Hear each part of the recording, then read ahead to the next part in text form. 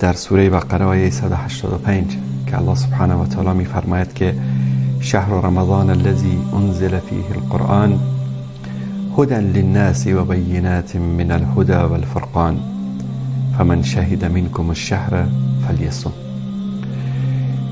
تا اینجای آیت رو بیشتر میشنویم در رادیو، در تلویزیون، در سخنرانی ها، اما قسمت دیگر این آیه خیلی مهم هست و در این قسمت درس بزرگی برای ما در ماه مبارک رمضان نهفته است و آن درس اعتدال، درس آسانگیری در عبادات و در عموم مسائل دین است.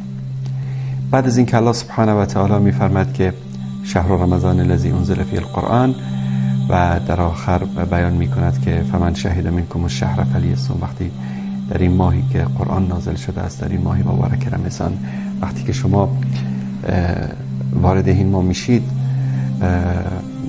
روزه بگیرید. روزه بر شما فرض شده است. کتب علیکم الصیام کما کتب علی الذین من قبلکم لعلکم تتقون. روزه فرض شده است بر شما. بعد از اون میگه که و من کان مریضا او علی سفر فعدة من ایام اخر. کسی از شما اگر که در سفر باشد و یا مریض باشد، در روزهای بعد از رمضان میتواند که قضا به جا آورد. این قسمت از این آیه خیلی مهم است که درس بزرگی به ما میدهد که یرید الله بكم اليسر ولا یرید بكم العسر. الله سبحانه و تعالی برای شما آسانی میخواهد. الله سبحانه و تعالی برای شما آسانی میخواهد و برای شما سختی نمیخواهد. الله سبحانه و تعالی آسانگیر است، سختگیر نیست. دین ما، دین مبین اسلام، دین آسانی است، دین بشارت است، دین اعتدال است، دین وسطیت است.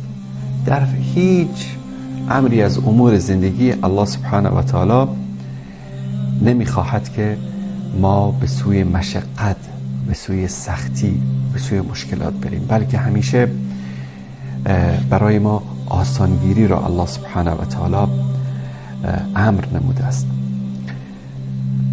رسول الله صلی الله علیه و سلم یک از صفات و ویژگی های ایشان این بود که همیشه اگر دو مسئله رو خدمت ایشان عرض می کردن یا دو پیشنهاد می کردن، رسول الله صلی الله علیه و سلم آسان ترینش رو انتخاب می کردن.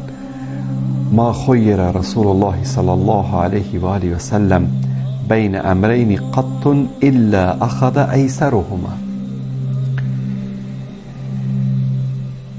وقتی که دو پیشنهاد میکردن، مثلا میگفتن که برای رفتن مثلا به مسجد قبا دو راه وجود دارد، یکی فلان راه هست، یکی فلان راه هست، اما در این راه کمی سختی و مشقت است و در این راه کمی آسانی است. حتما اون راهی که آسان تر بود را قبول میکردن. با صحابه رضی الله تعالی عنهم اجمعین میخواستن به سفری برن برای جهاد، برای دعوت، آسان ترین راه رو انتخاب میکردن. همیشه آسانگیر بودن، سختگیر نبودن. این یکی از درس‌های مهمی است که در ماه مبارک رمضان الله سبحانه و تعالی به ما میدهد که آسانگیر باشیم، سختگیر نباشیم. به طور مثال یک انسانی میخواد بره سفر، در ماه رمضان هست. همین دیروز یکی از دوستان تماس گرفته بود در مورد روزه در سفر میپرسید. همین آیه رو برایش تلاوت کردم که الله سبحانه و تعالی میفرماید که فمن کان منکم مریضا او علی سفر فعدة من ایام اخر. خیلی عادی است، خیلی ساده است. یعنی جای شرم و حیا، خجالت نیست که طرف حالا میخواد بره سفر یا مریض است خجالت میکشه از این که روزشو بخوره. نه، این نعمت الهی است. همانطوری که روزه را الله سبحانه و تعالی به عنوان یک نعمت و به عنوان یک عبادت برای تو فرض کرده است، این که برای تو آسانی گرفته است، این که به تو رخصت داده است که در هنگام مرض یا سفر روزه خودت رو بخوری، این هم نعمت الهی است. نعمت است این و این عبادت است. اطاعت از الله سبحانه و تعالی عبادت است. ایشان میگفت که چند سال پیش سفری رفتم، ما رو مجبور کردن که روزه بگیریم. میگفت وقتی که رسیدیم، خب از یک کشوری که شاید 12-13 ساعت با هواپیما، میگه وقتی که رسیدیم دیگه اصلا حال نداشتیم، نزدیک بود که دیگه بمیریم. ببینید دین اسلام اینو نگفته. این وقتی که شما در سفر میرید و مشقت و مشکلات میبینید به خاطر روزه و روزه خودتان رو نمیخورید، شما گناهکار میشید. فکر نکنید که ثواب میبرید، اجر میبرید، پاداش میبرید. الله سبحانه و تعالی این آسانی و این راحتی رو برای این قرار داده که شما زجر نبینید، اجر ببینید. بعضی از انسان ها متاسفانه فکر میکنن که ما در عبادت هر چقدر بیشتر رنج ببینیم، زجر ببینیم، ثواب بیشتر میبریم. نه خیر، اینطور نیست.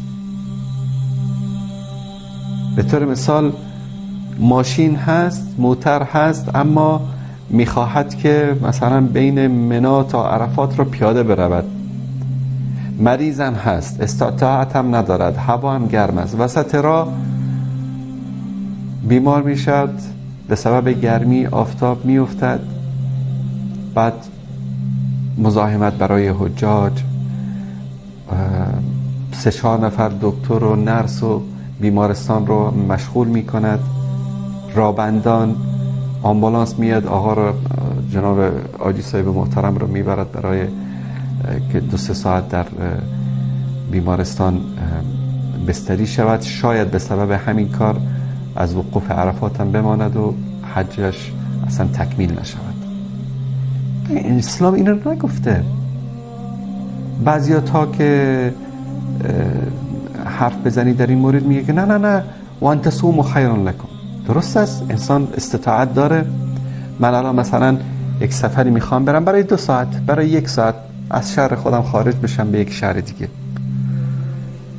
در ماشین، در قطار، در هواپیما، در اتوبوس، همه چیز هست، خیلی راحت و 1 ساعت بیکنیم، 100-2 ساعت بعدم اونجا میرسم، خانه دوستی، خویشاوندی یا خانه خودت. میری اونجا راحت استراحت میکنی، وقت افطار میکنی. بله، در این حالت میگیم وان تصوموا خیر لکم، روزتو بخور، روزتو بگیر، نخور. اما این که از یک کشور به دیگه کشور میخوای بری، 7-8 تا به اصطلاح چمدان و بکس و شانته و اینا رو هم با خودت بگیر. حالا بعضی که با خانواده سفر کنن که دیگه یک مصیبت دیگه است. بعد بله آقا روزه است و اعصابش هم خراب، لب و دهنش هم خشک شده، هر لحظه از در و دیوار میگیره که نیفته، به خاطر اینکه میخواد روزش رو بگیره. خیلی این جبر نیست، قصاص نیست. الله سبحانه و تعالی نمیخواد شما زجر بکشید، الله سبحانه و تعالی نمیخواد به شما ظلم بکنه. خیلی راحت، فمن کان مریضا او علی سفر فعدة من ایام اخر. روزتو بخور، نوش جان کن، سفرتو راحت انجام بده، بدون مشقت، بدون سختی، بدون مشکلات.